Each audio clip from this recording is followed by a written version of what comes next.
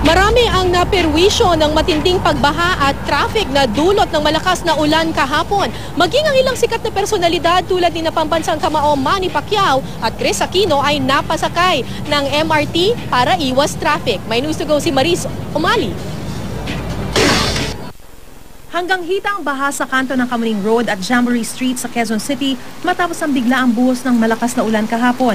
Hindi makadaan ang mga sasakyan, pero ang ilang bata tuwang-tuwa naman sa pagligo sa baha. Bumagal din ang usad ng mga sasakyan sa Camias Road, corner Kalayaan Avenue. May ilang hindi nagpapigil at lumusong sa baha. Humupa man ang baha ng tumigil ang ulan, traffic pa rin sa maraming lansangan. Sa Panay Avenue, kinailangan ng i-rescue ang ilang empleyado ng Civil Service Commission dahil sa lampas taong baha. Pati ang ilang celebrity apektado rin ng matinding baha at traffic. Si Pambansang Kamao Manny Pacquiao napilitang sumakay ng MRT para agad makarating sa dadaluhang Bible study sa Quezon City. Si Presidential Sister Chris Aquino naman, kinailangan na rin daw mag-MRT para makahabol sa pupuntahang event. Kasi tinatanong nila, gaano ka-traffic ba para mapasakay ka? Sabi ko 2 oras eh. Di rin nakadaan ang light vehicle sa bahagi ng Araneta Avenue patungong Del Monte dahil sa hanggang baywang na baha.